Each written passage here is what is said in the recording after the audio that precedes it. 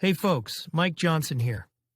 If it's got wheels and an engine, you're in the right place. On this channel, we dive into car repairs, maintenance tips, and everything you need to keep your ride running smooth. If you're into cars and want to keep learning, don't forget to hit that like button and subscribe. It really helps the channel out. All right, enough talking. Let's get into it. If these don't work properly, you can imagine what the car or any electronic device will go through. The need to test their operation is justified. Explanation. The fuel pump relay is usually an electrically operated switch. These need an electrical signal to be activated as mentioned above. What this component does after it is activated is connect a power supply to a particular accessory. In the case of a car, this is the fuel pump. There are two parts to this device. The first part uses an electromagnet and then the secondary electrical circuit inside. Now, the primary half of the relay closes its secondary half. It is powered in a similar way to a light bulb circuit. As a general rule, when testing this switch, relay contacts, operation, and activation circuits are tested. Test procedure. To do this, you need a high-impedance test lamp, an ohmmeter, and two connecting wires.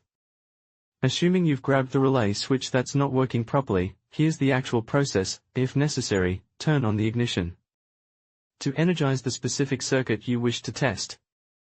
What you need to do next is get the test light's alligator clip connection with a good ground on your vehicle. Now probe the wire protruding from the relay switch that reaches the component. To do this, use the tip of the test light. One indication that this device is working properly is that the test light bulb lights up. This also implies that a suitable voltage is present. The wires supplying voltage to the relay should be checked in the same way as before, using a pilot light. There's voltage if the light shines, and if it doesn't, consider the zero voltage there. In this case, the voltage source must be checked. The power and control terminals of this switch must then be identified.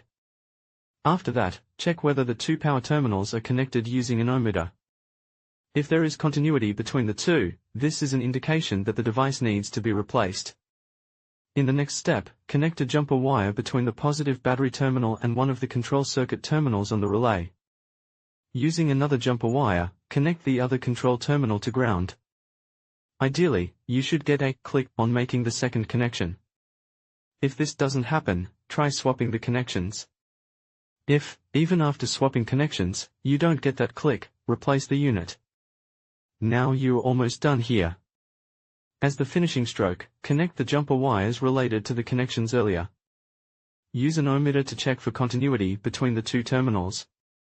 If there is continuity, consider the relay to be in good condition. If not, replace it.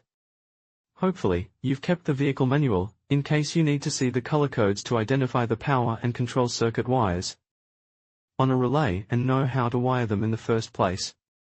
If you think it's too complicated, the best way is to consult a mechanic and get things done. In conclusion, testing a relay switch is a straightforward process that can help ensure your electrical systems function properly. By following the steps outlined in this video, gathering the necessary tools, checking the relay specifications, and using a multimeter to measure continuity, you can effectively diagnose any issues. Remember to always prioritize safety by disconnecting power before you begin. With these techniques, you can confidently troubleshoot and maintain your relay switches, ensuring reliable performance in your projects. Thank you for watching, and don't forget to subscribe for more helpful tips and tutorials.